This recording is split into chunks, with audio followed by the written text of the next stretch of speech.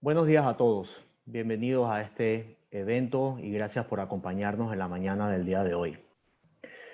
Como Federación de Cámaras de Comercio de la región, la cual tengo el honor de presidir, le damos la más cordial bienvenida. Nosotros somos una organización sin fines de lucro conformado por 6 cámaras de comercio de la región, unidas desde 1961 y que actualmente agrupamos 20.000 empresas, siendo el 70% de nuestros agremiados MIPYMES, y quienes en estos momentos están enfrentando serias dificultades para mantenerse a flote y resguardar los empleos que generan. Hemos organizado este espacio para un intercambio de ideas y propuestas con los presidentes de las cámaras de comercio sobre los retos y oportunidades que como países y región estamos enfrentando. Es por ello que hoy nos acompañan Carmen Hillenbrand de Nicaragua, Jorge Briz de Guatemala, Jorge Hasbún de El Salvador, José Luis Rivera de Honduras, Julio Castilla de Costa Rica y Jean-Pierre Leinadier de Panamá. Para aprovechar de mejor manera el tiempo en este conversatorio, hemos establecido que luego de la discusión se dejará un espacio para escuchar sus preguntas y opiniones que tengan como empresarios y un espacio para entender las consultas de la prensa. Y para ello es preciso que cuando realicen sus consultas por escrito indiquen el país, la pregunta y a quién se la dirigen. Su nombre es netamente opcional. Y en el caso de la prensa, agradecemos indicar el medio del cual nos acompañan, de qué país y su nombre y a quién se la dirige. Hacemos esto ya que, como comprenderán, tenemos una gran cantidad de personas conectadas y queremos atender la mayor cantidad de preguntas. Las mismas deben ser por escritos en la plataforma. Algunos temas iniciales sobre esta pandemia. El mundo se encuentra atravesando una crisis sanitaria de grandes dimensiones y la región centroamericana está viviendo este impacto de manera trascendental, afectando la vida, la salud, el empleo y la economía de sus habitantes. Dicha situación lleva más de 4 meses y en nuestra región, al 30 de junio, según datos oficiales del Sistema de Integración Centroamericana, SICA, nuestra región tiene cerca de 84.000 casos confirmados, 54.000 activos, 28.000 recuperados y lastimosamente 2.200 fallecidos. Estos datos son preocupantes, ya que la tendencia de crecimiento sigue en alza y los sistemas de salud no se dan abasto. Las remesas dejan de llegar, las empresas están cerrando y el desempleo comenzó a incrementarse. Manejamos datos completos de la situación económica y de salud de cada uno de nuestros países. Sin embargo, por economía de tiempo, lo hemos colgado en la presentación completa que será enviada a cada uno de ustedes, los participantes, e igualmente estará colocada en las páginas web de nuestras cámaras.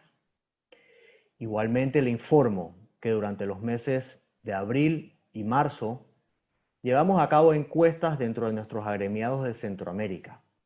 Esos resultados los hemos divulgado previamente y algunas cifras serán esbozadas hoy por los distintos presidentes.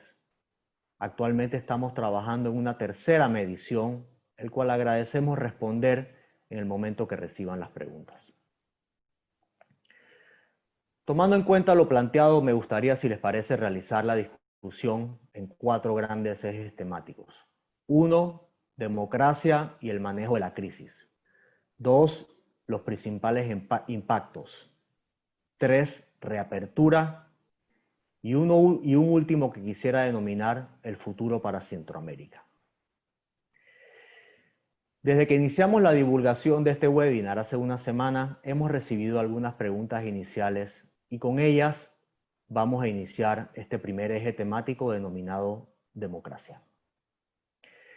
Partiendo de lo anterior, Carmen, quiero iniciar contigo preguntándote que ante el manejo de una crisis como la actual, brindar información oportuna, clara y precisa es de vital importancia para transmitir a la población las instrucciones adecuadas en cuanto a la prevención. Tomando esto en cuenta, ¿cómo consideras que se ha manejado la crisis? ¿Hemos tenido instituciones fuertes y capaces de afrontar esta crisis? Buenos días, presidentes, y a nuestros participantes de los medios de comunicación. La verdad es que yo creo que la pandemia nos tomó a todos, al mundo entero, por sorpresa. Hasta los países más desarrollados no le han atinado. En Nicaragua, en marzo, cuando nosotros nos enteramos como sector empresarial y como Cámara de Comercio, empezamos a tomar todas las medidas con protocolos, viendo las mejores prácticas de la Organización Mundial de la Salud. Creo que el sector empresarial y la sociedad civil ha tenido una gran, se ha estado autocuidando. Hemos hecho campañas que todavía el día de hoy las tenemos. Sin embargo, por la situación, digamos, en que se encuentra Nicaragua, política económica desde el año 2018, no ha habido una sinergia entre la sociedad y el gobierno. Al día de hoy, todavía el gobierno de Nicaragua no ha declarado una emergencia como pandemia. Si bien sabemos como país que Nicaragua es uno de los países más pobres, que no se puede hacer un cierre total porque al final casi ahorita estamos rondando el 80% de la economía es informal y sumando el desempleo que se está dando, pero no hemos tenido una guía clara, una transparencia de parte del gobierno, lamentablemente, ¿verdad? Aunque les comento que como Cámara nosotros hemos mandado mensajes, hemos mandado comunicaciones, ya que este no es un tema, este es un tema humanitario, este no es un tema político, este es un tema humanitario donde aquí todos como ciudadanos, todos como sector empresarial, tenemos que poner nuestra cuota, tenemos que cuidarnos para buscar cómo salimos adelante. Entonces, en conclusión, todavía falta, y más aún que se promovieron actividades masivas, que eso no venía a abonar a nada. Entonces, digamos, por ahí lo dejo, porque yo sé que estamos con un cronómetro, y le doy la palabra a nuestros otros colegas. Gracias. Gracias a ti, Carmen. José Luis, si bien esta es una crisis sanitaria, sus implicaciones no han sido únicamente en este ámbito, con lo que hace más compleja y evidencia los débiles sistemas de salud que tenemos. ¿Cómo evaluarías la transparencia y la administración de los recursos públicos en la actual coyuntura? ¿Consideras que como región Centroamérica debe trabajar en la transparencia y rendición de cuentas?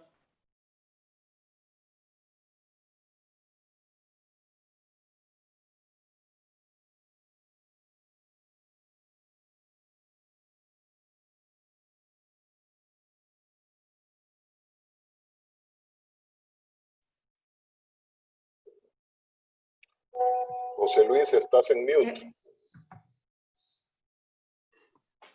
Perdón, tenía con mi micrófono. De nuevo, buenos días, señor presidente, buenos días a todos, todos los que nos acompañan en este foro, ¿no? Bienvenida a la prensa también, ¿no? Este es un tema en el cual hemos venido insistiendo todos desde hace mucho tiempo, ¿no? Hay que recordar que los recursos del gobierno son recursos que provienen fundamentalmente del Estado y le toca a ellos administrarlos de la mejor forma, ¿no? Todos exigimos y hemos venido exigiendo que se manejen de una forma transparente, eficiente y eficaz.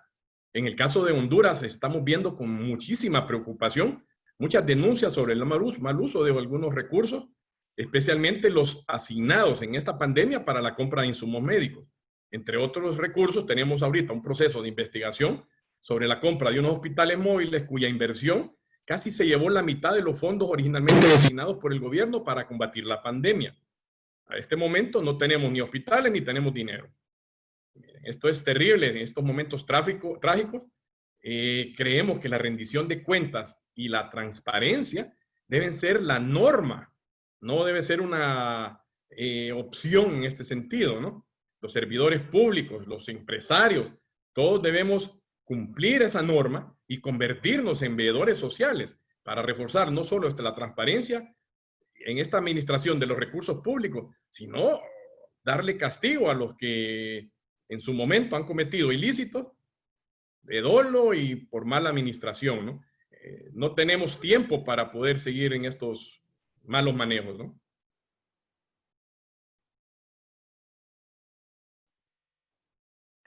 Gracias, José Luis.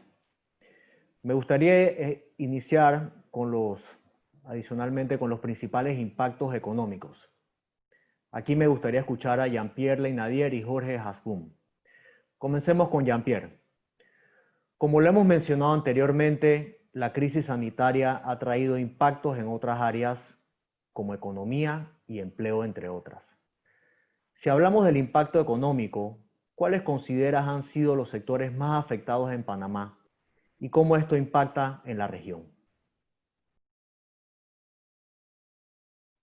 Gracias, presidente. Buenos días a todos, colegas, y buenos días a todos los que nos escuchan, a los medios y a otros colegas, empresarios, todo el grupo que está conectado. Si bien es cierto que todos los sectores de la economía han visto disminuida su actividad e ingresos, los que más se han visto afectados ya son el sector de turismo, con actividades como transporte aéreo, hoteles, servicios turísticos y restaurantes que se han visto muy afectados, dejándonos el reto de rescatar este sector en nuestros países, en el caso de Panamá, a futuro aprovechando nuestro hub aéreo. Este sector emplea directa e indirectamente en Panamá más de 125,000 personas.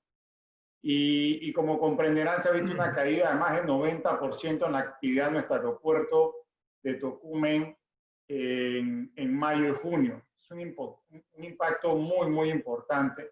Otro sector que ha estado impactado es el comercio al por mayor y al por menor de productos no esenciales. Ya en el mes de abril se pudo apreciar una baja del 22% en la recaudación del ITBMS sobre las ventas en Panamá, y igualmente para el mismo periodo han disminuido las importaciones en un 31%, lo que tiene un impacto en el desarrollo del comercio regional. El sector de construcción, que es una actividad que genera más de 170,000 puestos de empleo en Panamá, se ha visto afectado y se requiere de una reactivación de obras para dinamizar esta actividad. También tenemos consecuencias negativas en el sector de servicios, industria no esencial y la minería, que es una actividad nueva para el país, pero muy relevante para el peso económico, especialmente en el crecimiento. Si hablamos del impacto en el empleo, esta coyuntura ha afectado más de 13,000 empresas que han tenido que cerrar, digamos, temporalmente, con más de 250,000 colaboradores bajo contratos suspendidos. Y un sector informal que antes de la pandemia representaba 45% de la economía, también está muy afectado, y creo que es una debilidad grande que tenemos todos los países en Latinoamérica.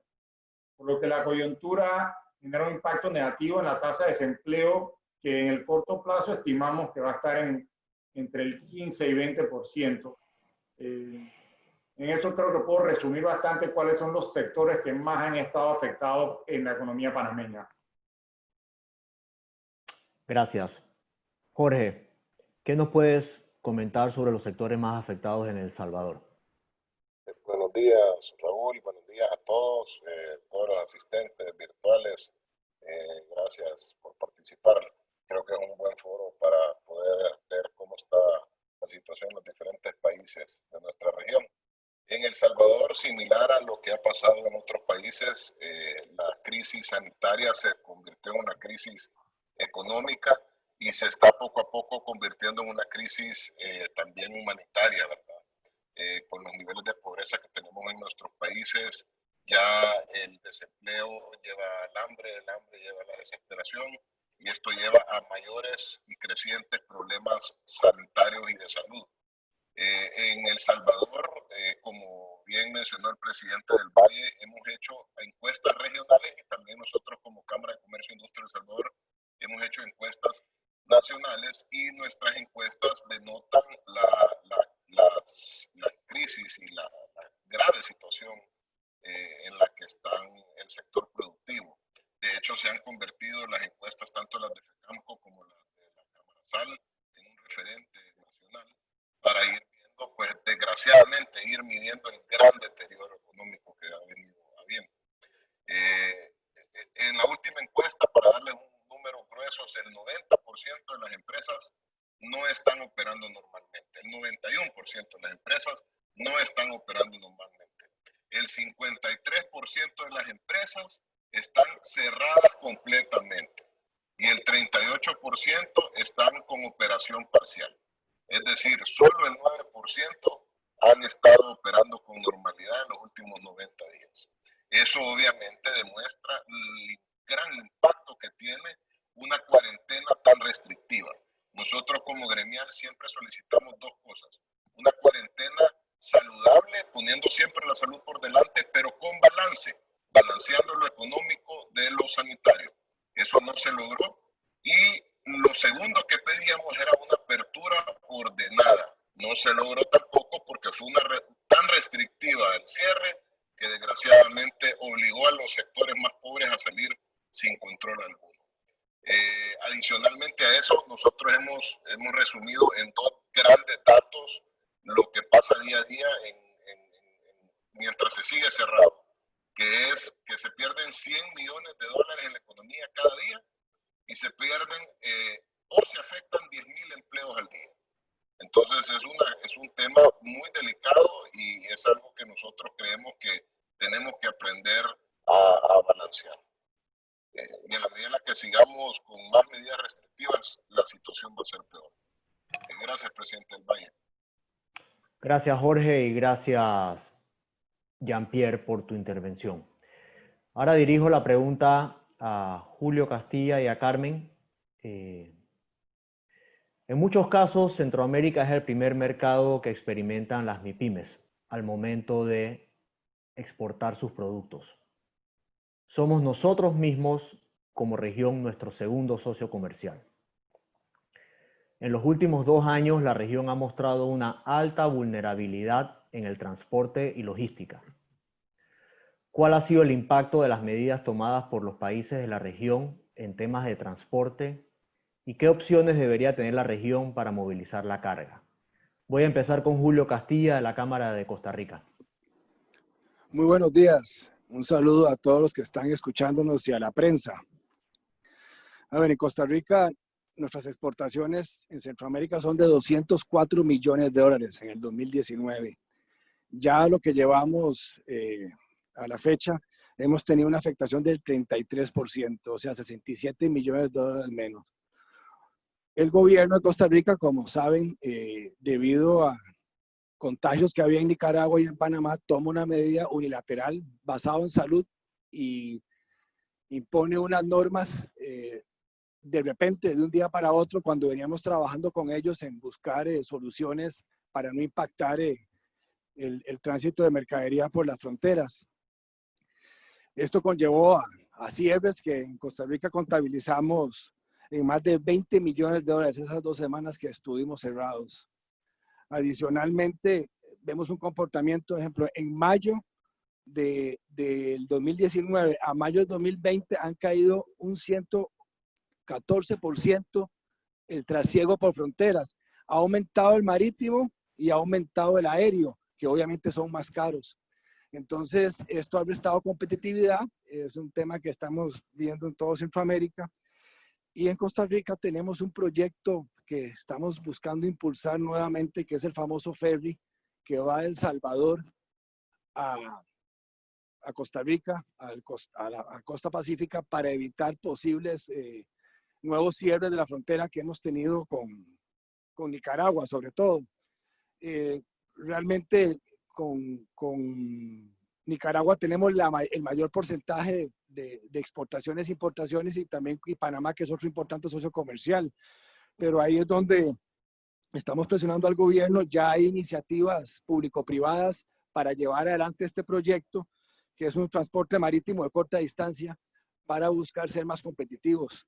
En caso que sigamos, porque entendemos que estos son 18 meses y que podrán venir nuevas afectaciones y nos afecta y nos golpea a todos los comercios, sobre todo a las MIPYMES que estamos aquí operando en Costa Rica.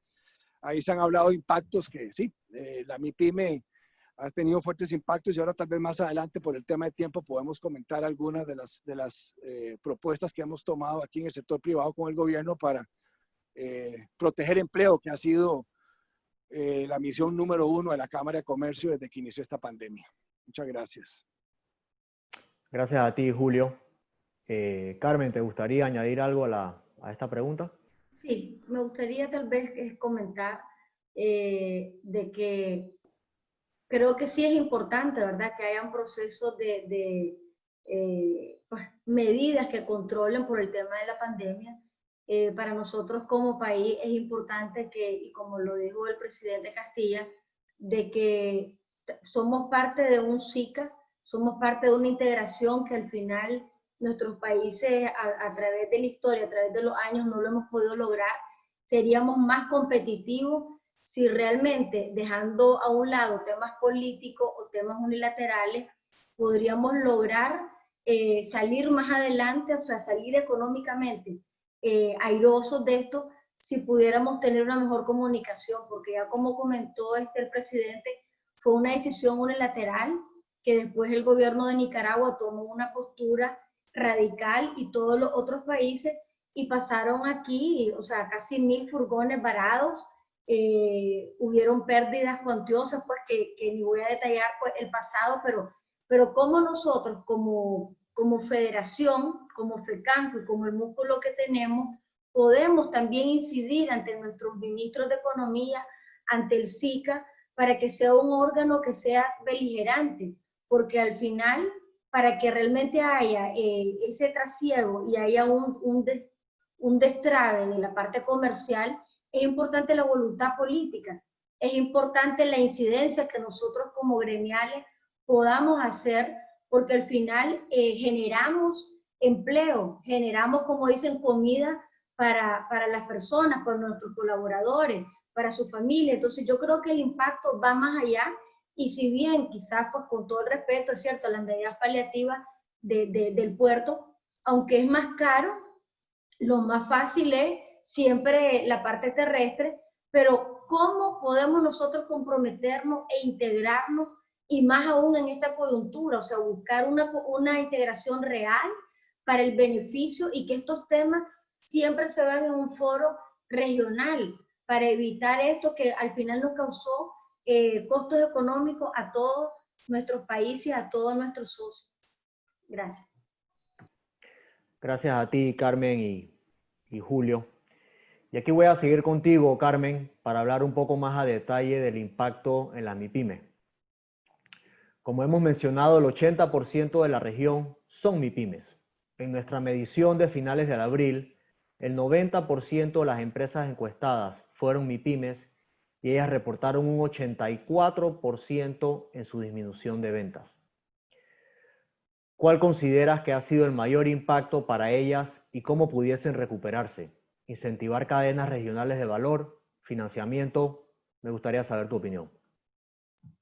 Muchas gracias. Como usted dice, presidente, la verdad es que las MIPYME son las primeras afectadas. ¿Y por qué motivo? Porque les ha faltado como un sistema de capacitación, tener herramientas. Cuando van a los bancos son los que no son sujetos de crédito y van a caer, digamos, a un financiamiento que es más caro para ellos. Muchas de las empresas, digamos, dentro de la Cámara de Comercio, las más afectadas, o han cerrado las MIPYME, o están por cerrar, o se han hecho más pequeñas. Entonces, ¿cuáles han sido los principales factores? Sí, el financiamiento caro o la falta del mismo. Nosotros como Cámara hemos capacitado y seguimos capacitando a este sector, que es uno de los más vulnerables, y es vulnerable porque necesita el apoyo, pero igual si cae, después se puede ir a la informalidad.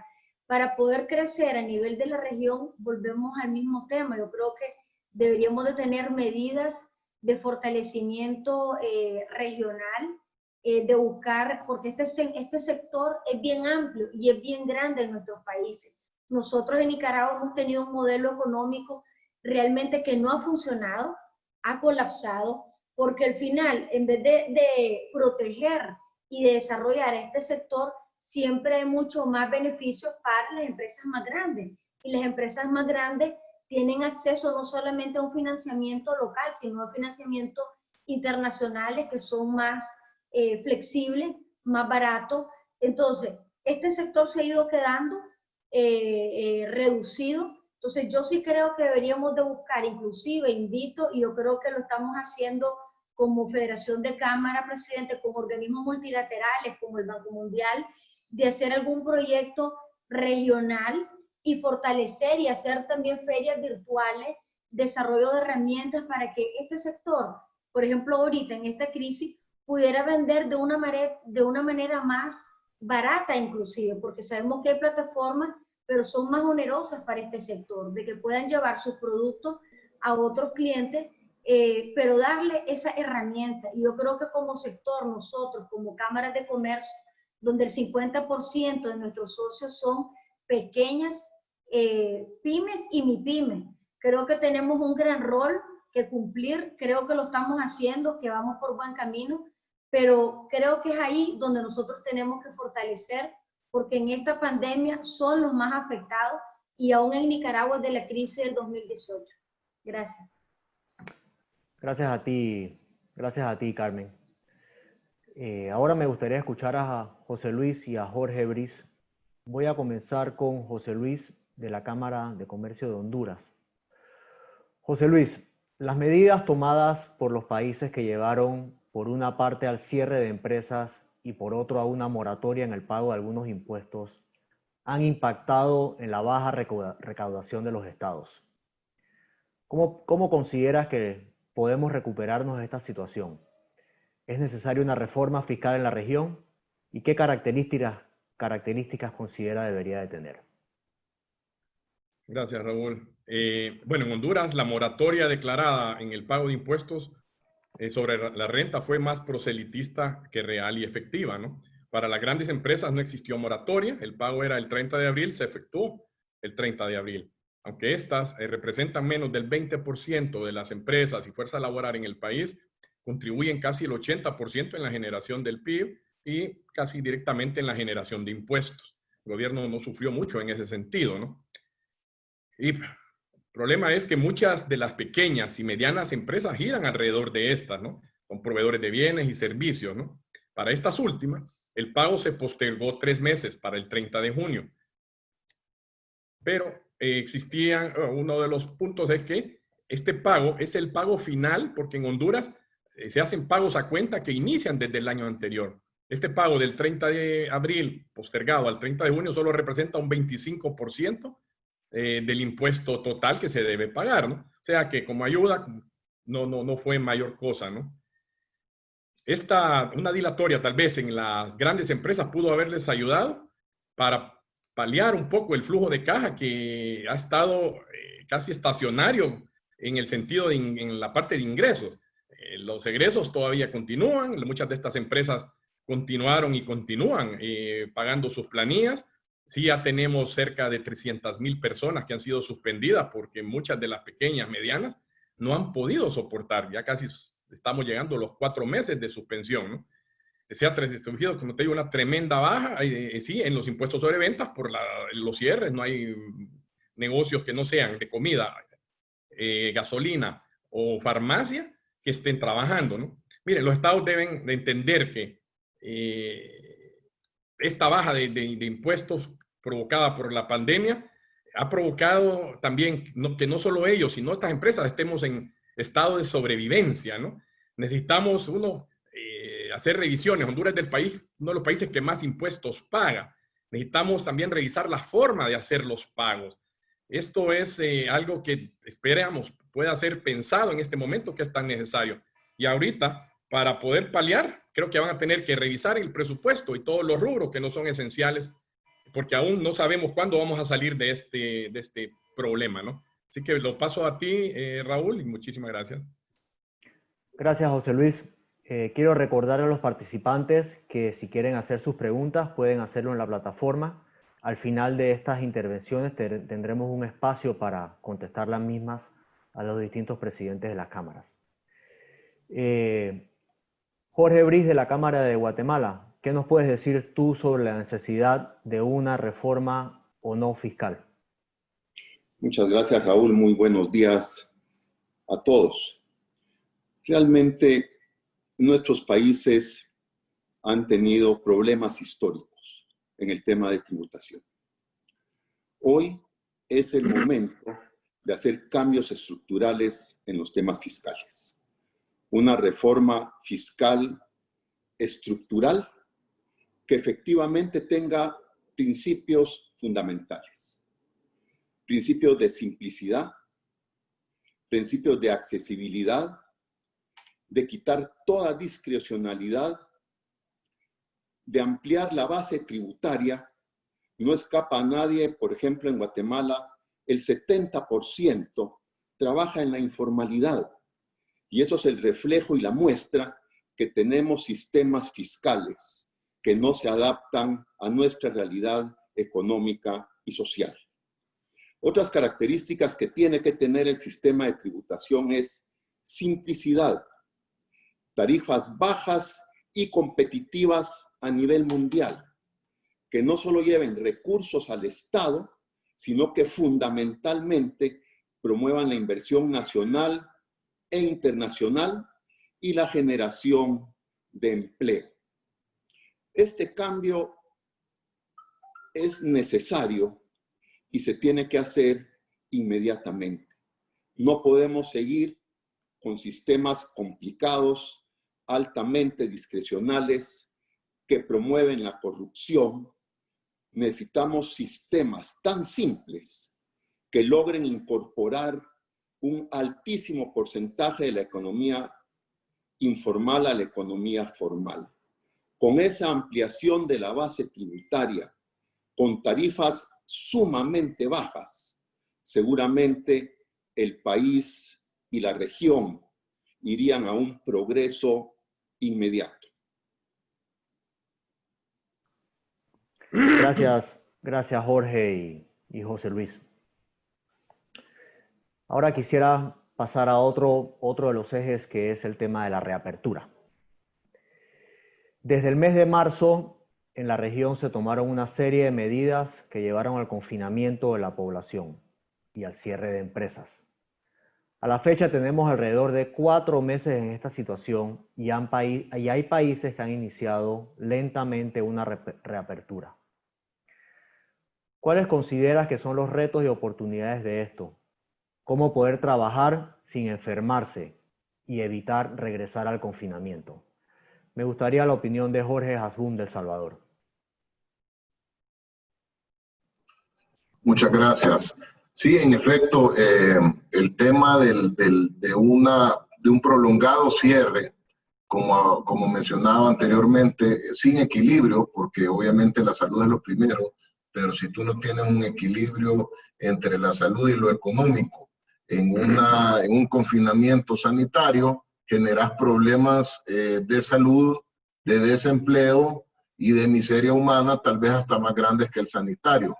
Desgraciadamente, en El Salvador específicamente no se tuvo ese balance, se perdió el balance y por ende la apertura empezó de una manera desordenada y empezó de los sectores no regulados, que son los sectores informales. Los sectores formales, los sectores regulados por cientos de ministerios que cada vez hay más, obviamente estamos cumpliendo todos los protocolos sanitarios, todas las medidas sanitarias, pero no ha habido una campaña masiva de parte del gobierno, sí la hemos hecho algunas de las gremiales, para que este sector informal, el cual no es regulado, el cual no se le ha explicado qué es un protocolo sanitario, abra con responsabilidad y abra de manera ordenada y gradual. Entonces, similar a lo que mencionaban en el tema fiscal, somos un país en el que el 20-30% pagamos impuestos y cumplimos las normativas y que el resto no lo hacen. Entonces, en este tipo de situaciones donde en realidad requiere bastante normativa y bastante orden, se pierden las soluciones en un sector informal que no está cumpliendo en su gran mayoría medidas sanitarias.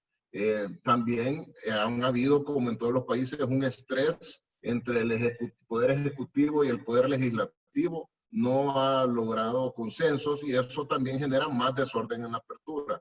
Desgraciadamente, todas estas situaciones atípicas que se van dando como consecuencia de la pandemia van generando mayores y mayores complicaciones que en vez de solucionar los problemas de la pandemia generan nuevos problemas, como los pleitos entre los poderes. Adicionalmente, los MIPYMES, nosotros como gremial trabajamos con el Ejecutivo hace como 2 meses, una solución para poderles dar un financiamiento por medio de un fideicomiso y a la fecha no le llega ni $1 a nadie. Entonces, es muy complicado porque el MIPYME formal está abandonado, el MIPYME informal está abandonado, la empresa mediana y grande también está abandonada y está siendo vilificada porque están diciendo que sos malo porque tuviste que quitar gente, que sos malo porque no querés hacer X, Y o Z cuando tus ingresos son ceros y tus egresos siguen, ¿verdad?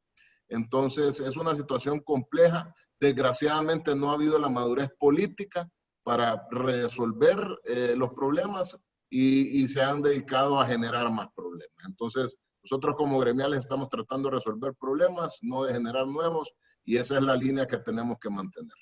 Gracias, presidente. Gracias a ti, Jorge.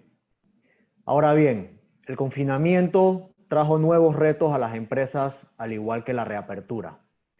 Esta pregunta quiero hacérsela a Julio Castilla de la Cámara de Costa Rica. ¿Consideras que las empresas han logrado adaptarse a las nuevas formas del mercado? Bueno, en Costa Rica esta pandemia nos tomó muy mal preparados, con un 7% de déficit fiscal, con un 12.4% de desempleo, o sea, las empresas realmente golpeadas. ¿Qué hizo el país para buscar sostener al empleo y lo que nosotros hemos llamado muertes jurídicas, que ya en MIPYME rondan casi que el 30%? Fue algunas medidas como reducción de la jornada laboral y pagar efectivamente las cargas sociales sobre ese monto que se estaba pagando. Entonces, 33,000, no, ya llevamos 65,000 solicitudes de reducción de jornada laboral y 33,000 de cese laboral, que fue otra opción que dio el gobierno a las empresas. Yo lo puedo mandar a usted a la casa sin pagarle por un plazo X. Entonces, ya ahí tenemos en el sector comercio 100,000 solicitudes por más de, en un caso 5,000 empresas y en el otro caso 7,000 empresas. Recordando que el parque empresarial en Costa Rica es de 18,223 compañías. Entonces, todo esto ha llevado que ya hay 35,000 despedidos también, ya de la fuerza laboral ya hay 35,000 que están despedidos. Entonces, como país y como Cámara de Comercio, lanzamos nosotros 10 propuestas que hemos trabajado con el gobierno muy fuerte para ayudar a que las compañías sobrevivan 18 meses, porque creo que todos los gobiernos dijeron que esto iba a durar 3, 6 meses. No, esto va a durar 18 meses. Entonces, parte de las propuestas que hemos hablado de la reducción de las tasas de intercambio en las tarjetas de crédito, que en Costa Rica para una MIPYME es un 5%, es muy alto.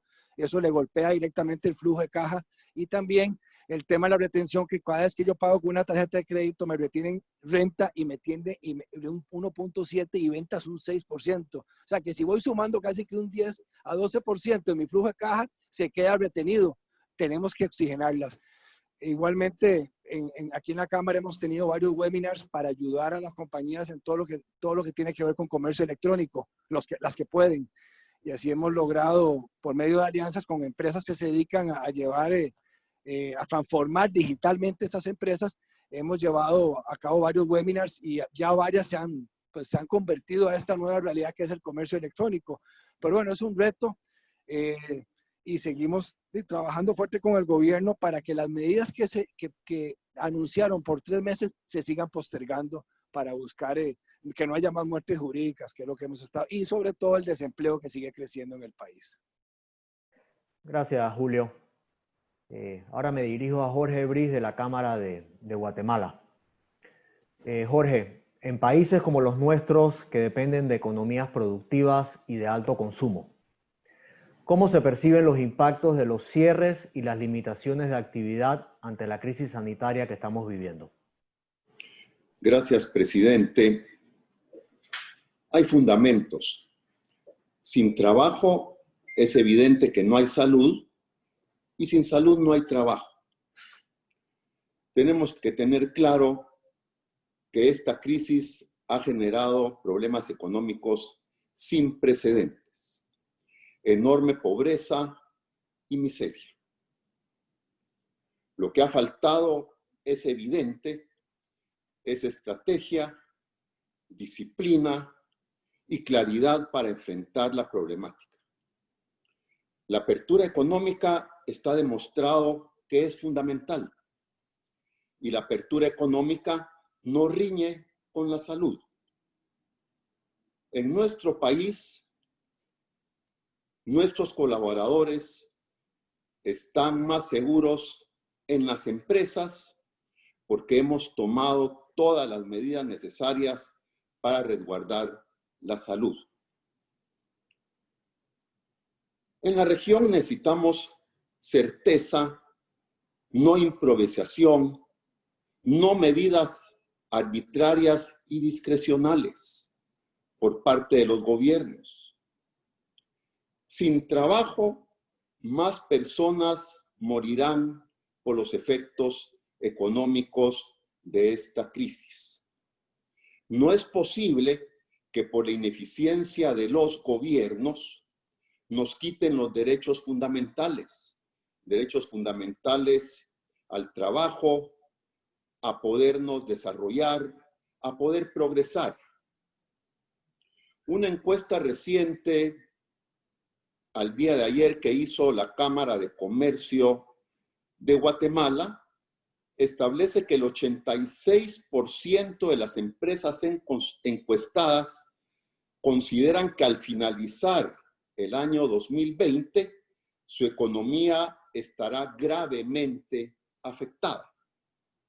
Y un 60% de los mismos encuestados consideran que de continuar medidas severas y limitaciones estarán en riesgo de quiebra. Ante esa situación, tenemos que tener claridad que los gobiernos deben de dar certeza jurídica. No podemos seguir con improvisaciones y con criterios equivocados. La apertura es fundamental y no podemos retroceder en esa apertura.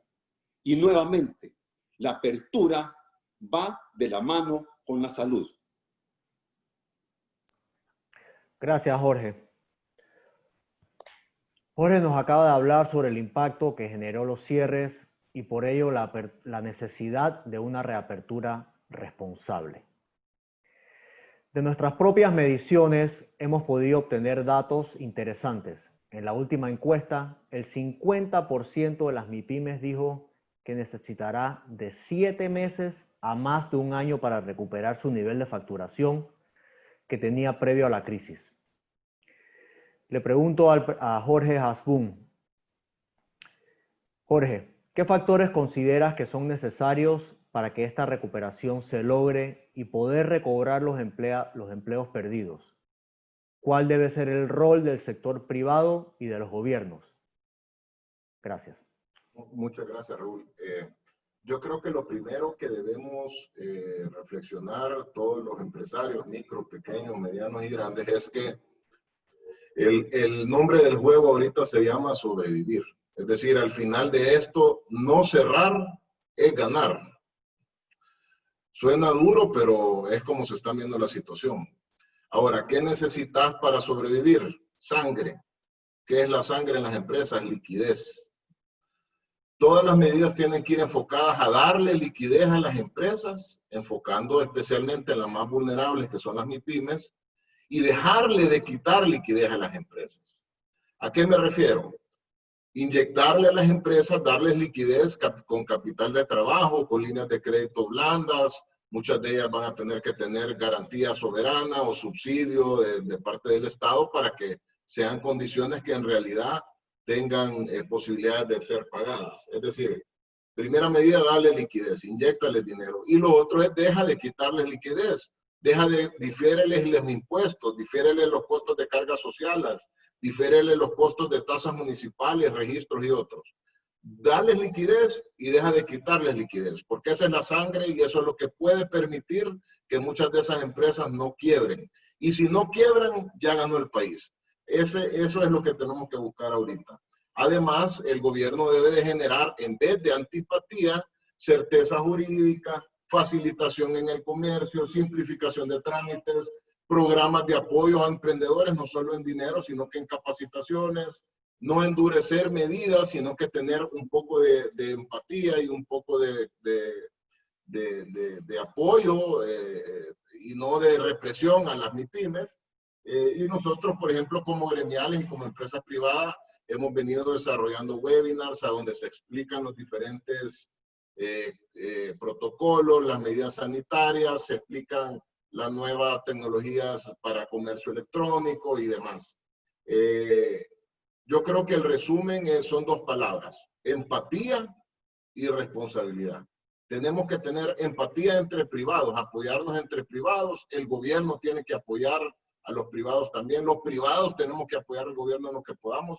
Y responsabilidad, porque cada uno de nosotros, en la medida en la que hagamos bien los protocolos, que implementemos bien las medidas sanitarias, vamos a lograr en realidad tener una apertura ordenada. Depende de cada uno de nosotros. Como individuos, tener la responsabilidad de hacer bien las cosas para no contagiarnos a nosotros, a nuestros colaboradores, a nuestros y a nuestras familias, ¿verdad? Así que así es como estamos viendo la situación, presidente del país. Gracias. Gracias, Jorge. Ha quedado claro que los retos de Centroamérica sobre esta crisis son enormes. Siento que es el momento de hablar del futuro y ver qué nos depara para Centroamérica lo que acaba de ocurrir, lo que está ocurriendo, perdón. Y esta pregunta se la dirijo a Jean-Pierre Leinadier de la Cámara de Panamá. Jean-Pierre, hemos realizado un recorrido sobre el impacto que ha generado la crisis, así como los protocolos de bioseguridad necesarios para trabajar sin enfermarse. Ahora bien, ¿existe en Centroamérica un post-COVID? ¿En qué debemos enfocarnos? ¿Cuáles son las perspectivas del negocio a futuro? ¿Cómo generar más empleos y no solo recuperar los perdidos? Gracias, presidente del Valle. Definitivamente que la pandemia manifiesta la necesidad que como región trabajemos en fortalecer el proceso de integración centroamericana, así como las instancias de cooperación entre los países. Específicamente, y lo han tocado, la coordinación fronteriza debe ser fortalecida y procesos estandarizados en toda la región para facilitar el comercio o continuar este proceso con los debidos lineamientos de bioseguridad, porque el mundo a partir del COVID-19 ha cambiado. La reapertura de actividades y recuperación de empleos debe ir acompañada de un plan de reactivación económica con medidas específicas para los sectores principales con mayor impacto en los PIB de cada país y los empleos. Nosotros en Panamá, como gremio empresarial comprometido con el desarrollo del país, hemos presentado al gobierno un primer paquete de propuestas a corto plazo para estimular la reapertura económica con iniciativas transversales y sectoriales que incluyen medidas de índole laboral, financieras y fiscales, y también incluye propuestas para sectores específicos como el agro, comercio, el sector de construcción inmobiliario, industrias y educación inicialmente. La experiencia vivida con la apertura de los dos primeros bloques, como se llevó a cabo acá en Panamá, después de una cuarentena generalizada, sin tener un balance como en el caso de El Salvador, que también pasamos por una experiencia similar acá, ha llevado a un aumento de casos precisamente por un aumento en la actividad informal, que es más difícil de monitorear y educar, dilatando la apertura del bloque 3. Esto ha creado distorsiones en el mercado por el corte del flujo comercial entre industrias o sectores, lo cual a su vez puede llevar o ha llevado a empresas que habían abierto a cerrar nuevamente, porque abrieron y resulta que sus clientes que estaban en el siguiente sector se han dilatado, no han abierto, pues se ha creado una situación compleja en el mercado. La verdad que ha demorado el aprendizaje de esta experiencia y lo que implica es que la apertura tiene que ir acompañada de un plan robusto de pruebas y trazabilidad y aislamiento. Entonces creo que eso es una deficiencia que casi todos los países hemos tenido que frente a una apertura en el corto plazo tenemos que implementar. Las perspectivas de negocio apuntan a formas alternas de desarrollar nuestras actividades empresariales, desde el uso de comercio electrónico, ferias virtuales, el desarrollo de nuevos programas de fortalecimiento de pymes, mientras en Panamá continuamos potenciando nuestra posición geográfica, plataformas de servicios y conectividad.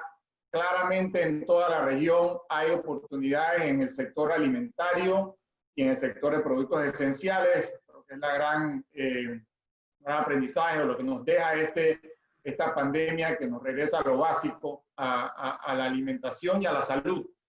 Y dentro de las perspectivas de esta realidad tenemos todos los países que convivir con el virus mientras no tengamos una vacuna, por lo que es importante que en el corto y mediano plazo las decisiones de apertura y de nuevos negocios se tomen en cuenta los ejes de salud, bienestar social y economía.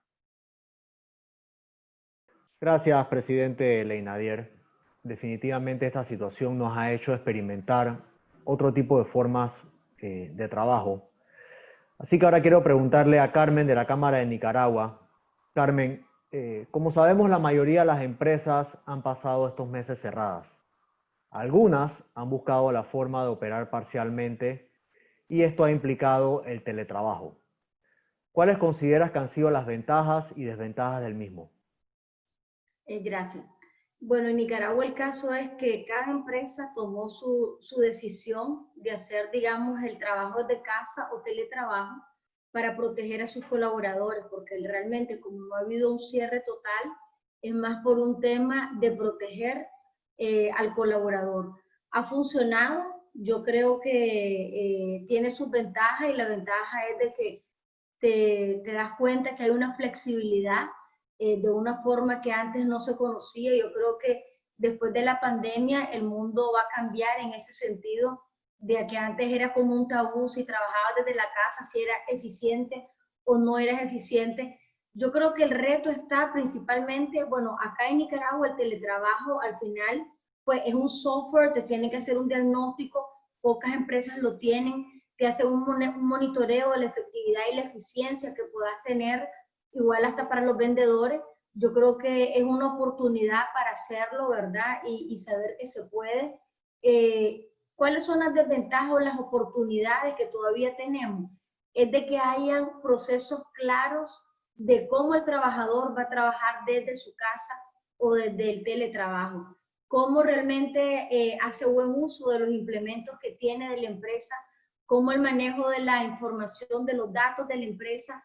Y eso tiene que ver, digamos, con temas de compliance y de política.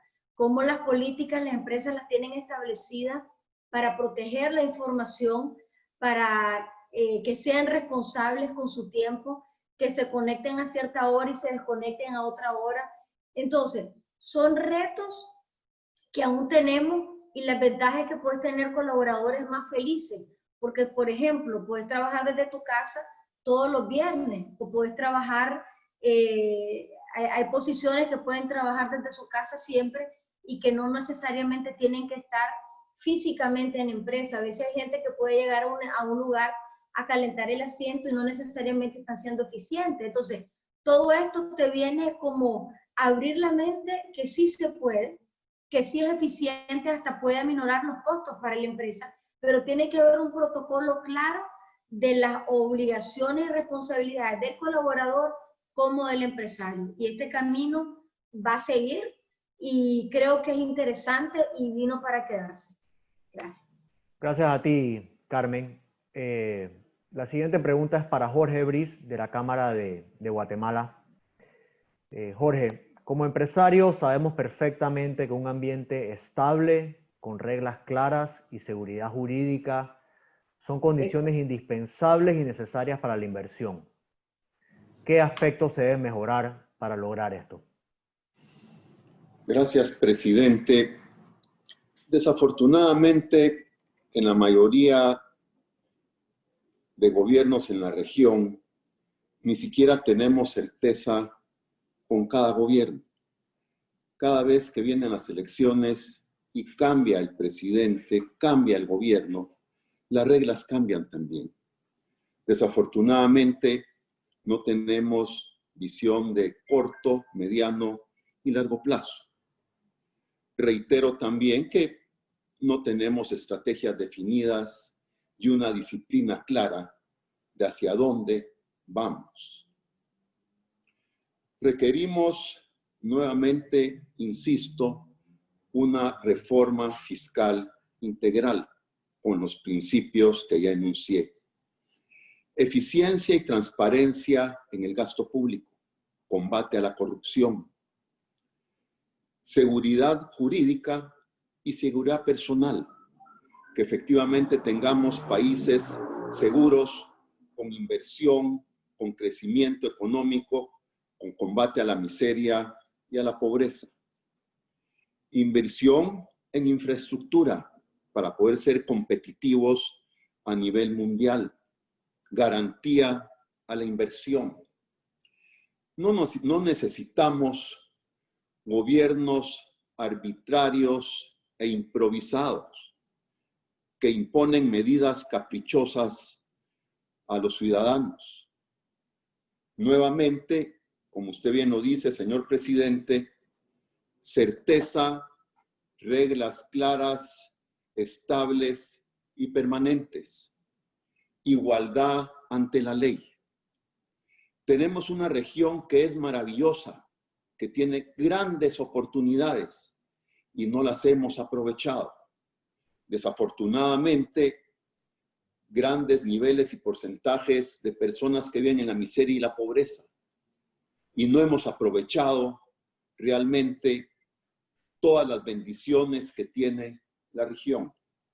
Y ahora con esta pandemia tenemos que ver que se nos presentan muchísimas oportunidades de inversión local y extranjera, pero tenemos que trabajar con disciplina, con esfuerzo, con ahínco para sacar adelante a la región.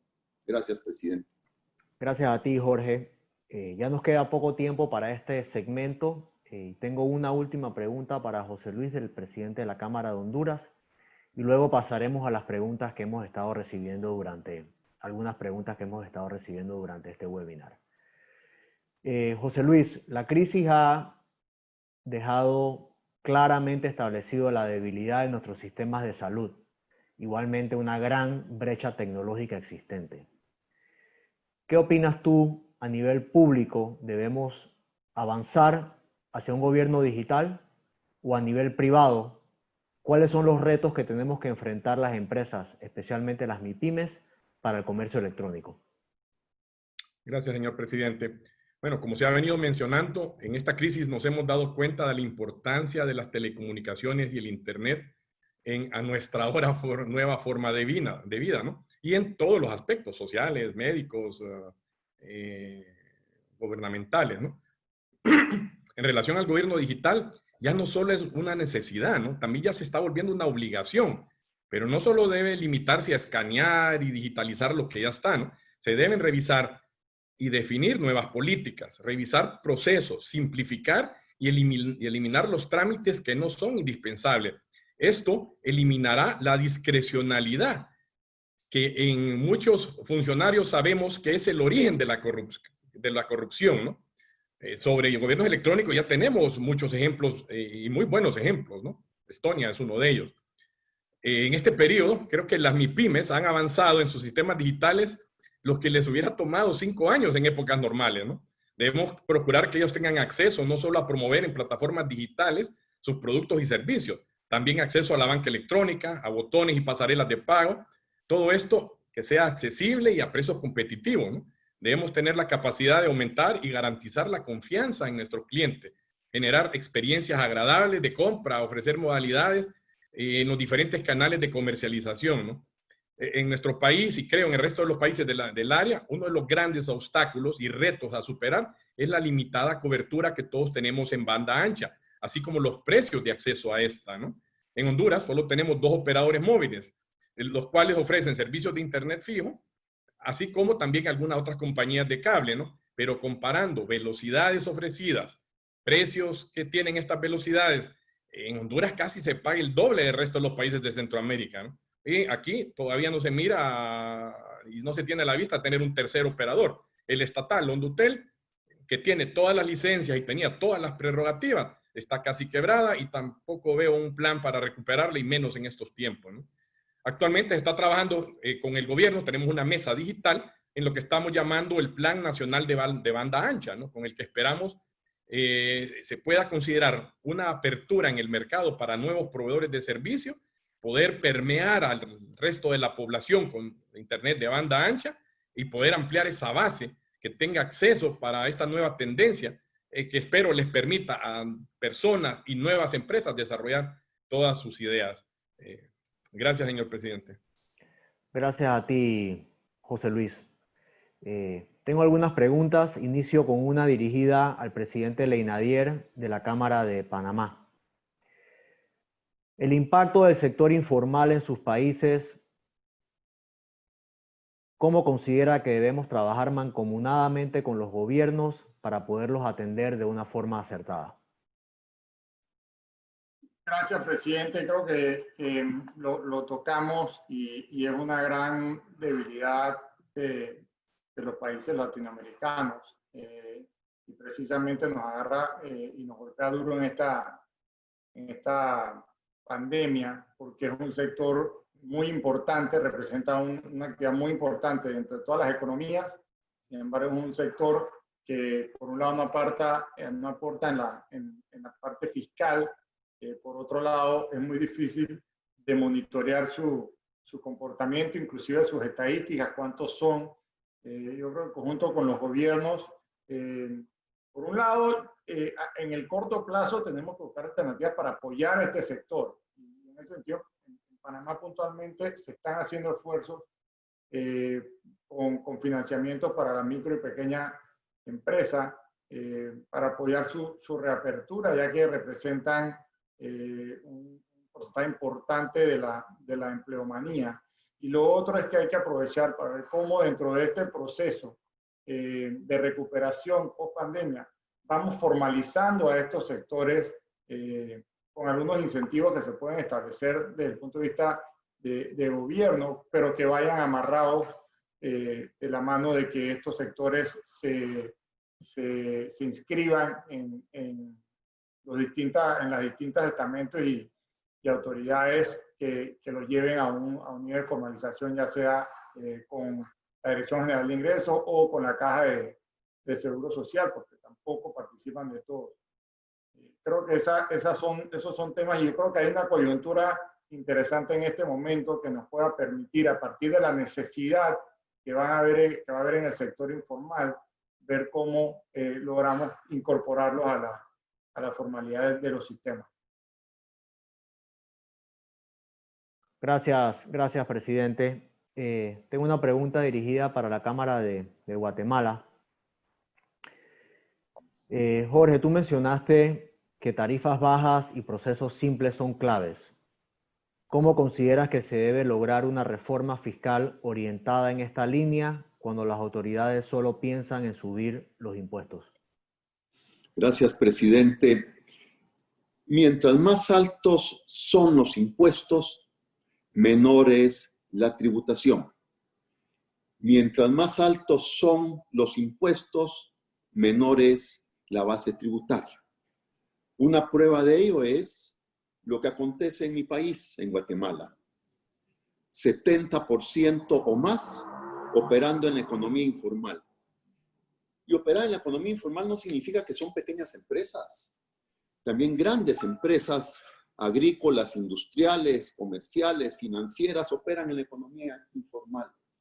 Entonces, se equivocan los gobiernos al querer subir las tasas impositivas cuando lo que deberían de hacer es reducirlas.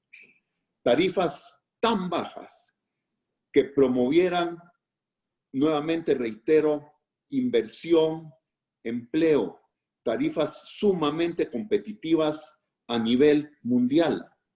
Eso es fundamental. Desafortunadamente no tomamos la iniciativa. En la Cámara de Comercio de Guatemala hemos propuesto este proyecto desde el año 2011. No nos escuchan.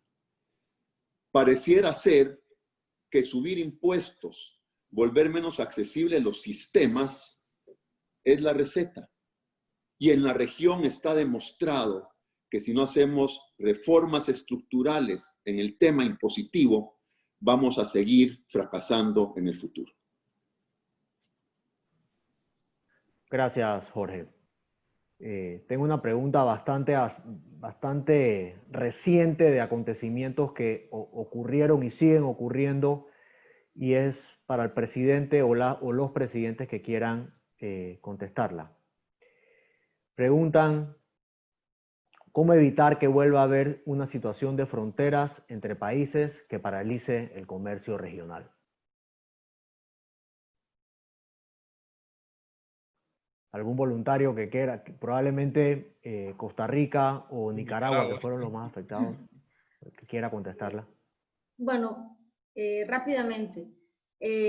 Como lo comenté en mi participación, yo considero que primero tiene que haber voluntad de todos los países, o sea, tiene que haber un compromiso de antes de tomar una medida de forma unilateral, porque es una realidad, pues uno puede respetar la soberanía de todos los países, pero por lo mismo somos parte de un sistema de integración.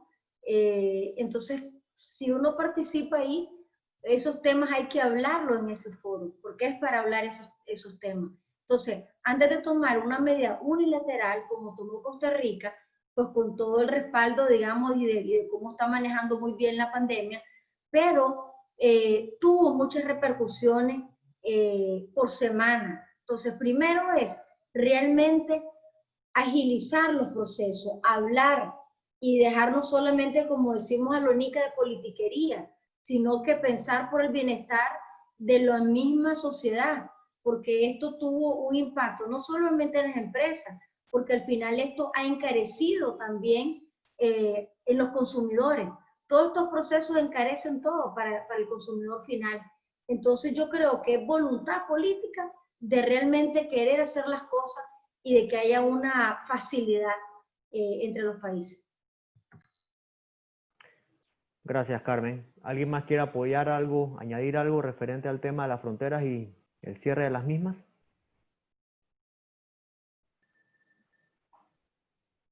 Bueno, si no, tengo otra pregunta dirigida al presidente Hasbún de la Cámara del Salvador, referente a cómo considera usted que SICA, el Sistema de Integración Centroamericana, y el BCE pueden ayudar tanto en temas de salud como generación de empleos. Los hemos visto bastante silenciosos durante estos meses de la pandemia. Bueno, de hecho, hoy en la mañana estaba viendo en el periódico que el BCE tiene una línea de crédito que va a beneficiar a 220,000 negocios aquí en El Salvador y similares medidas en el resto de países de Centroamérica. Es decir, ellos están apoyando con uno de los temas que hablaba hace un momento, que es proveerle liquidez a las MIPYMES. Yo creo que uno de los temas que debería de ver el SICA, y siguiendo la línea de pensamiento que decía don Jorge Briz, es cómo vamos a hacer para que no hayan intercambio de documentos ni esperas absurdas en las fronteras. Cómo en realidad la integración va a ser fluida, eficiente, del siglo XXI, si estamos en un momento digital y la gente tiene que bajar a pedir sellitos, ¿verdad? Entonces, eso es lo que debe de estar viendo SICA, debe de estar viendo cómo vamos a hacer que los procesos sean más eficientes. Sí siento que hay muchos temas ahí de justificación de plazas en las fronteras y otros temas políticos, pero debemos de nosotros presionar para que se vea más allá de esos pequeños temas políticos y que busquen las soluciones reales y no simplemente gestar reuniones, sino que gestar soluciones, ¿verdad? Ahí es donde siento que hay oportunidad en SICA. Gracias, Jorge. Muy válida. Tengo una pregunta para Costa Rica. Alonso Elizondo, el director ejecutivo, nos está acompañando para responder la misma. Alonso, Es una pregunta relacionada a qué expectativas tiene el cierre fiscal en Costa Rica para este año fiscal 2020 y cómo consideras que los aportes y la recaudación del Estado será influida.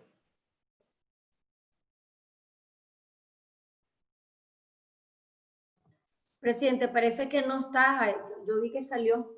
Ok. Bueno, le paso entonces, tengo una pregunta para el presidente Rivera. Presidente Rivera, ¿qué opina usted de la penetración digital a nivel de la educación y si estamos preparados para ese nivel en estos momentos de pandemia?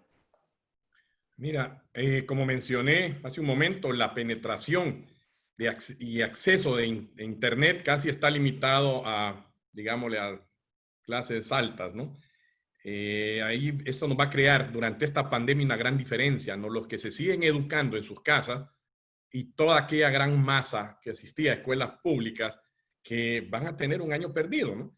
El Plan Nacional de Banda Ancha con el que el gobierno quiere promover la expansión de acceso a Internet para poder colocar Internet en escuelas públicas, en lugares comunales, en parques, y poderla distribuir en ciudades que actualmente no tienen el acceso, va a ser un paliativo si se hace a corto plazo y esperamos un curativo si podemos darle un seguimiento a largo plazo, ¿no?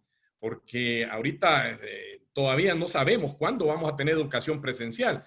Se han visto programas aquí en Honduras de televisión, de educación vía televisión y vía radio, pero las mediciones que se han hecho, menos del 5 o 10% de la gente que se la sintoniza o hace uso de ellas, ¿no? Esa brecha digital se va a hacer demasiado evidente en la educación, en nuestra juventud y en la próxima generación que está básicamente por entrar en el mercado laboral en los próximos años, ¿no? Gracias, presidente Rivera. Siento de que hemos trabajado algunas conclusiones que quiero compartir con ustedes, producto de las preguntas que hemos recibido, algunos comentarios, así que voy a proceder con las mismas. Son 4 pilares, así probablemente que es lo más importante, y es que la realidad de Centroamérica y el mundo es clara y ante ellos es imperante que los países de la región realicemos una reapertura económica mesurada, con equilibrio, que permita un sano balance entre la salud y la economía, ya que el confinamiento ha impactado directamente en la productividad de la región, generando desempleo, pobreza, incremento en la informalidad, incertidumbre, aumento en los costos de insumos para la producción, desabastecimiento, entre otras consecuencias. Este sano balance va de la mano con la seguridad que brinda de la certeza jurídica en las decisiones apegadas al estricto derecho y el cumplimiento responsable de los protocolos de bioseguridad, que permiten ajustarnos a la nueva forma de convivir y trabajar. Para ello, la labor realizada por las empresas exigiendo y cumpliendo estos protocolos permite ir creando en los ciudadanos nuevos hábitos de comportamiento. Esta es una enfermedad que pone a prueba nuestra solidaridad y responsabilidad. Solidaridad porque el cumplimiento de las medidas de seguridad parten de la premisa de no solo cuidarme a mí, sino cuidar al otro. Es una carga compartida de las consecuencias. Por un lado, las empresas han tenido que despedir empleados, cerrar operaciones. Y por otro lado, nuestros países deben a toda costa, hoy más que nunca, ser cuidadosos con el gasto público y transparentes con la adecuada utilización de los recursos del Estado. Responsabilidad porque para adelante es preciso el cumplimiento de las medidas desde mi rol como individuo, empresario y funcionario público. La pandemia ha dejado una franca evidencia de la debilidad de nuestros sistemas de salud y la incapacidad de los gobiernos para afrontar la misma. Y esto se debe a que por años hemos padecido el flagelo de la corrupción que ha impedido realizar mejoras efectivas a nuestros sistemas de salud, que van desde capacidad humana, equipos e infraestructura, así como investigación y desarrollo. Esta no es ni la primera ni la última crisis a la cual nos vamos a enfrentar, pero no podemos dejar supeditado a los sistemas de salud ineficientes el desarrollo de nuestros países. La fortaleza de la integración centroamericana es el reflejo de las democracias de cada uno de los países que la conforman. Una vez más, ha sido puesta a prueba y es necesario que todos los países, sin excepción, trabajemos con una agenda efectiva y comprometida en la integración regional y evitar a toda costa tomar medidas unilaterales que contravengan los instrumentos jurídicos regionales y lastimen los logros alcanzados hasta la fecha, que no son los óptimos, pero deben respetarse para avanzar en tan ansiada Unión Aduanera Centroamericana. Con esto quiero agradecer a los presidentes de las cámaras de Centroamérica por participar de este evento y a ustedes por su valioso tiempo en este webinar que espero haya sido de su agrado. Gracias a todos y feliz jueves. Gracias, señor. Gracias, presidente. Gracias, presidente.